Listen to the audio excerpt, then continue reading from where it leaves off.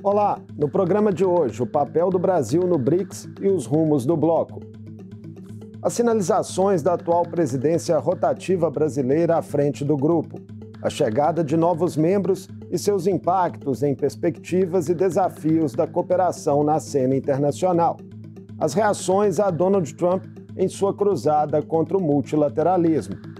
Eu converso com a professora de Relações Internacionais da PUC Minas e pesquisadora do Grupo de Estudos sobre os BRICS da Universidade de São Paulo, Luana Paris Bastos. Bem-vinda, Luana, é um prazer recebê-la no Mundo Político. Obrigada, Marco. É um prazer estar aqui. Luana, a PUC Minas acabou de realizar um seminário sobre os BRICS que reuniu diversos pesquisadores, especialistas e alunos para debater temas relacionados à cooperação econômica internacional e as perspectivas de integração entre os países do bloco e a América Latina. O quão estratégico é, Luana, o protagonismo no bloco para o Brasil frente aos desafios que nós temos aqui na região e também na cena internacional contemporânea? Marco, eu acho que é importante a gente relembrar que, na verdade, o BRICS ele é muito importante para o Brasil desde seu início lá em 2009. O BRICS ele é um grupo, né, de cooperação. Então, ele não é uma organização como a OTAN, por exemplo, ele é um fórum de cooperação como o G20, como o G7. E ele surge ali nos anos 2006, começam algumas conversas, em 2009 tem realmente a primeira cúpula do BRICS, e desde esse momento, para o Brasil, para a política externa do Brasil, esse grupo ele é muito importante.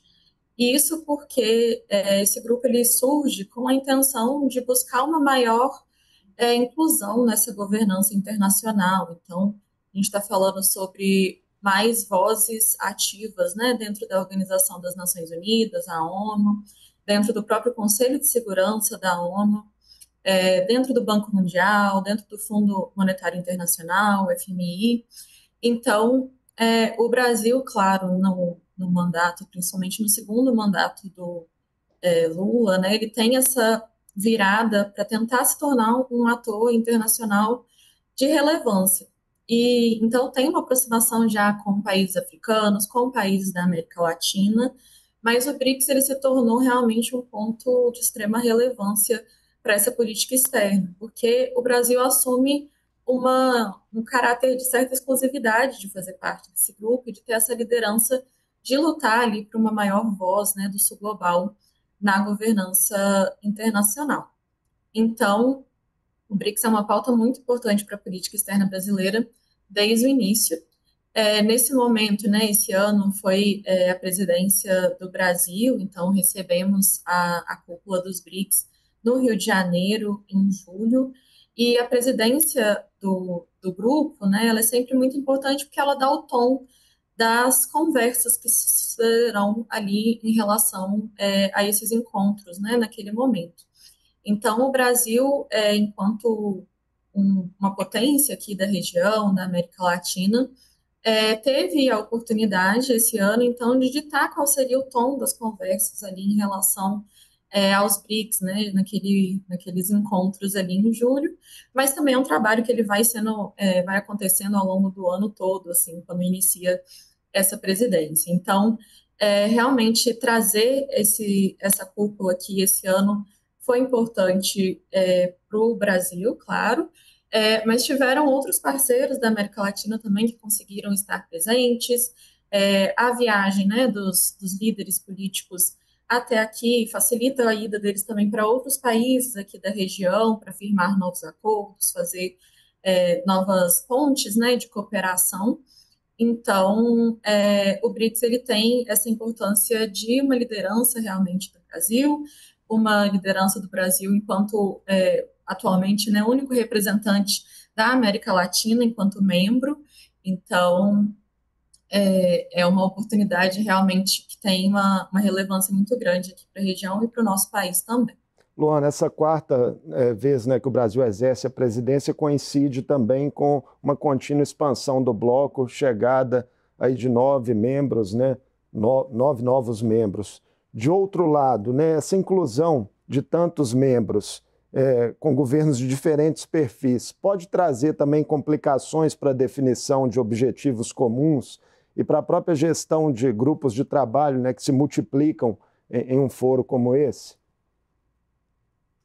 Com certeza, Marco. A gente, quando fala da expansão do BRICS, a gente está falando realmente de um dilema, né? Porque a gente teve muitos anos de um debate sobre essa expansão dos BRICS e ela se concretizou com os convites que foram enviados realmente em 2023 e que, a partir de 2024, estavam incluindo ali Irã, Egito, enfim, os novos membros que adentraram. E no ano passado, na cúpula que ocorreu em Kazan, teve ainda uma nova categoria de países para fazer parte dos BRICS, que não membros, mas países parceiros. Então, tivemos ali mais 13 países que entraram como países parceiros, que não são membros, mas que vão ter uma relação facilitada com os grupos com os países dos BRICS, e que vão fomentar ali uma cooperação em tópicos mais específicos de interesse. Então, a gente tem uma virada para uma diversificação dentro do grupo que ela é muito grande.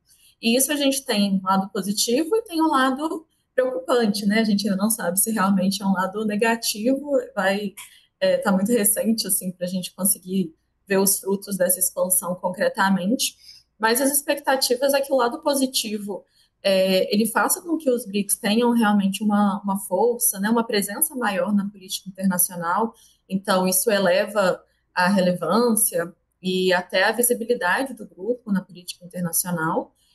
Coloca o grupo também num páreo maior com, por exemplo, grupos como o G7, que então agora a gente tem um grupo ainda maior de países do sul global que estão ali unidos numa cooperação, né, em diversas áreas, com um cronograma anual de encontros, então fortalece essa relação e essa visibilidade desses países também.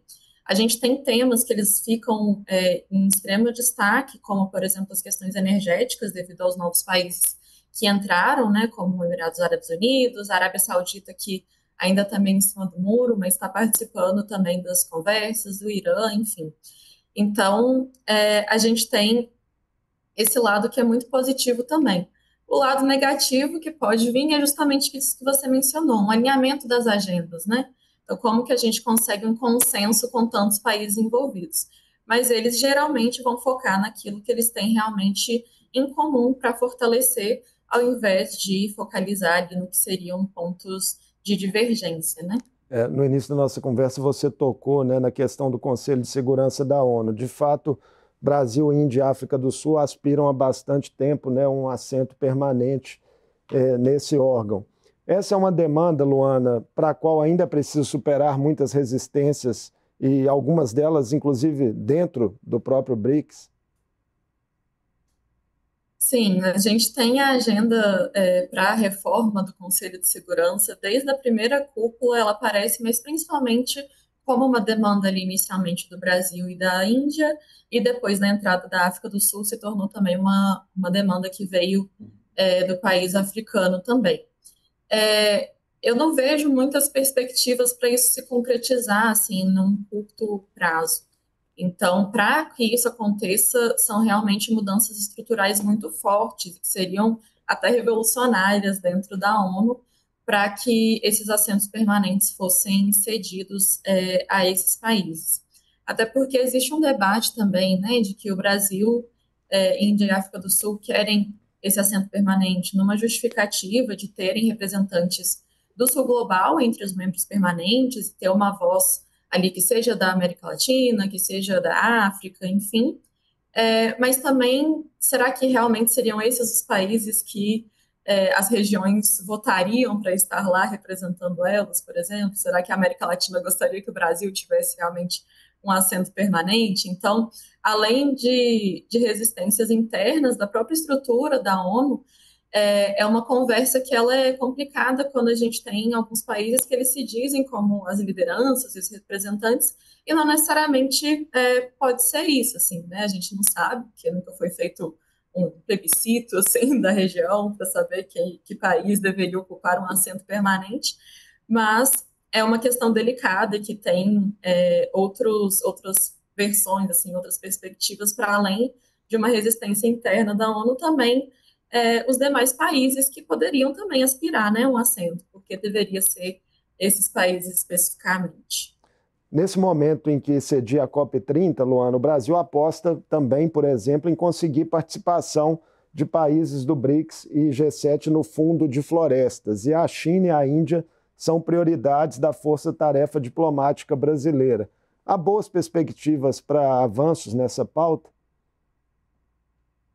Com certeza. A China e a Índia, eles são países que são um destaque realmente nessa questão já de florestas tropicais, na questão de gestão de recursos hídricos, por exemplo. E a pauta do meio ambiente, ela estava muito presente também na cúpula dos BRICS. Então, uma das áreas temáticas, né, de foco da cúpula desse ano era realmente as questões climáticas, as questões ambientais. E a conversa sobre esse fundo, ela já estava se iniciando nesse contexto. Então, a China, a gente sabe que tem um aporte financeiro muito grande, então a capacidade dela, né, de contribuir para o fundo é realmente alta, e o interesse dela também, tem um certo alinhamento com os objetivos do que o Brasil está pleiteando, e a Índia também tem interesse nessa pauta, principalmente por ter no próprio país questões com florestas, com essas questões ambientais que também são de grande interesse do governo. O fato de ter, né, tido essa cúpula dos BRICS nesse ano, que já tocou nesse assunto, facilita muito essas negociações e essa abertura para cooperação também. Então, provavelmente, né, a mira aí do Brasil, justamente nesses dois países, também já vem de conversas passadas e de um certo alinhamento passado sobre a priorização desse fundo, que está realmente sendo um grande destaque na COP agora. E como a ausência de representação do governo dos Estados Unidos na COP30 entra nessa equação, na sua visão, Luana?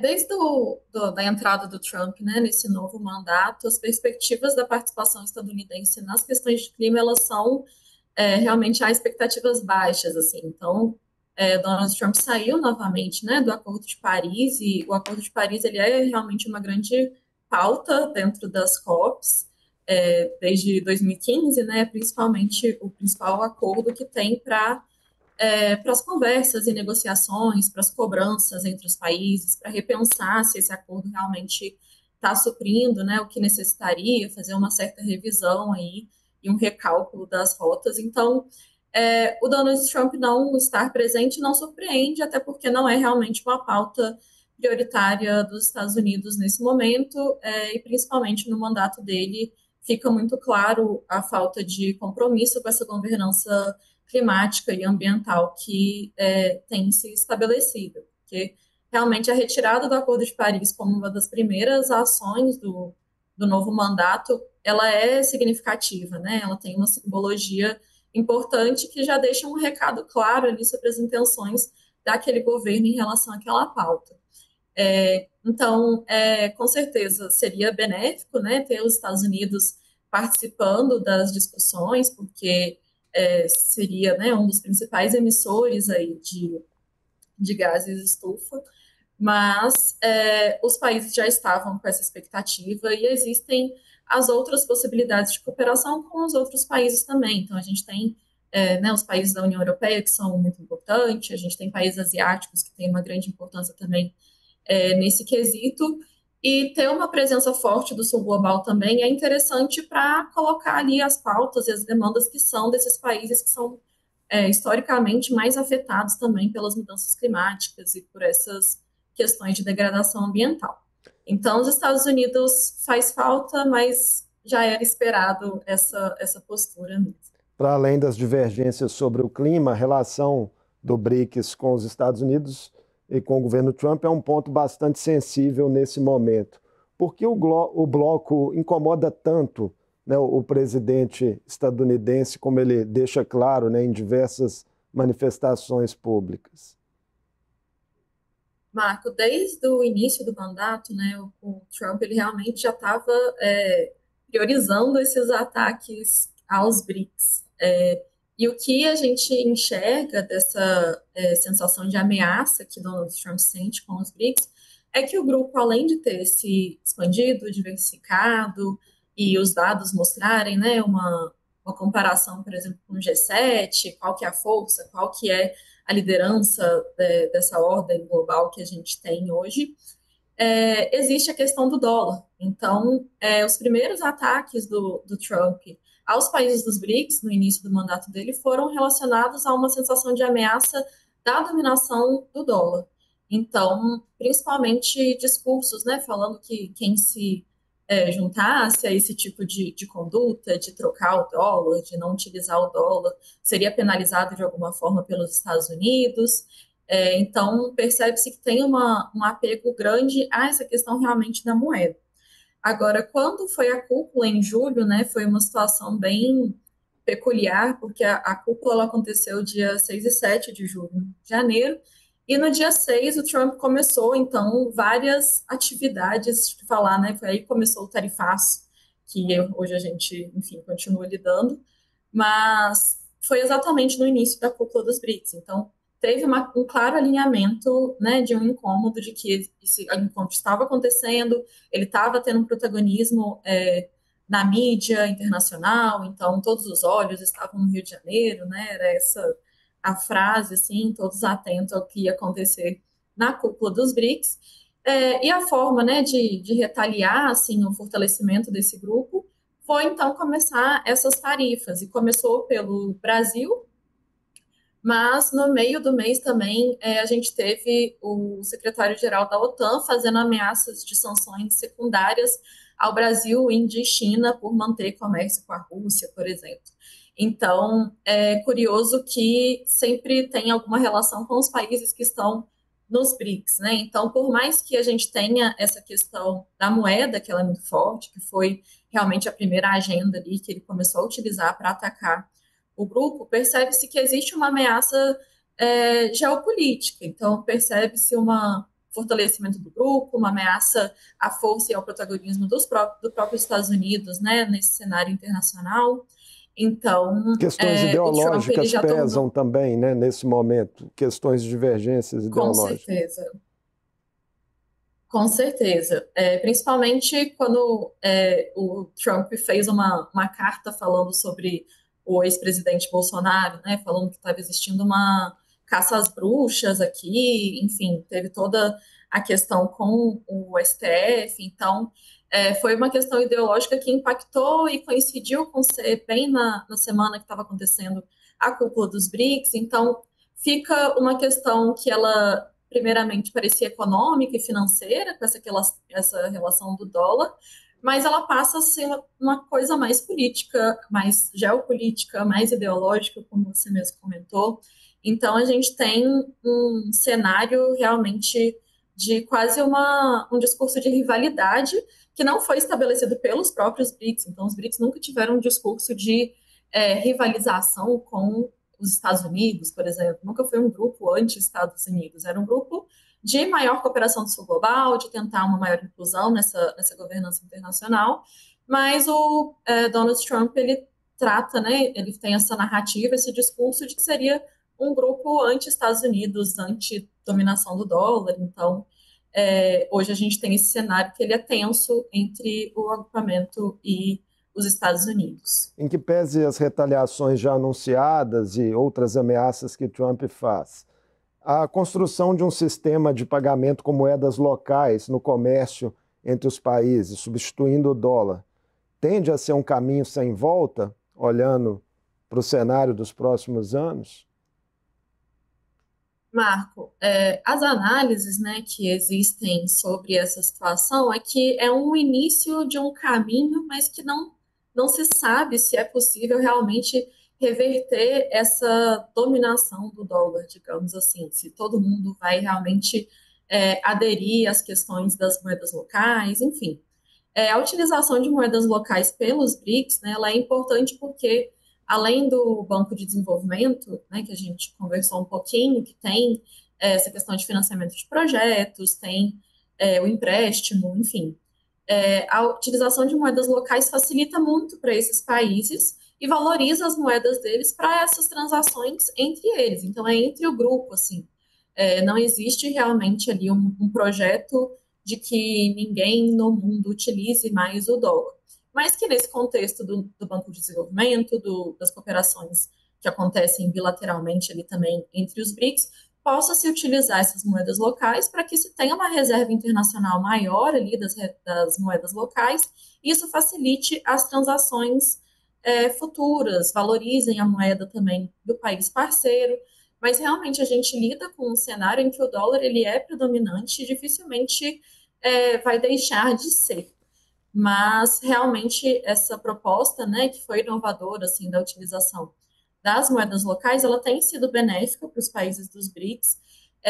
Existem outros países que têm intenção, por exemplo, de integrar o Banco de Desenvolvimento, e aí essa lógica também funcionaria para eles, mas num curto, médio prazo, as perspectivas de realmente uma substituição do dólar por essa dinâmica, né, ela realmente não é muito viável, ao meu ver, e com as análises que tenho visto também. Para fechar nossa conversa, Luana, as ações do BRICS já têm sido efetivas, né, para conseguir aí mitigar, pelo menos, efeitos no sul global do protecionismo que é fomentado por Donald Trump? Sim. Na cúpula dos BRICS, inclusive, já foram mencionadas, né, na declaração final, uma certa retaliação discursiva, assim, contra esse protecionismo, né, falando que realmente não é assim que, por exemplo, a Organização Mundial do Comércio, em que os países, a maioria dos países está, lida com o comércio internacional. Então, a gente tem diretrizes também sobre o comércio internacional, que deveria ser um comércio livre, né, de cooperação e sem ter essas ações realmente protecionistas. E o fato dos Estados Unidos estar sendo, né, a principal figura no cenário internacional dessas ações, ela gera alguns efeitos, alguns deles podem ser realmente negativos para os países que fazem muito comércio, que têm uma dependência muito grande dos Estados Unidos, mas ele também abre para perspectivas dos países do sul global lidarem entre si com essa situação. Então, já que não vai poder lidar com os Estados Unidos da mesma maneira que estava se lidando, né, quais seriam as possibilidades de diversificação de comércio, quais outras parcerias poderiam ser feitas.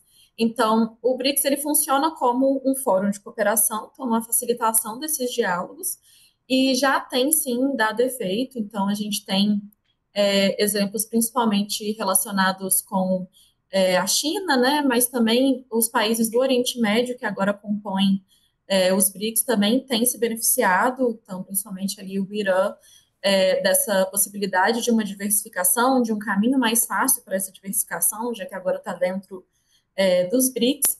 Então, apesar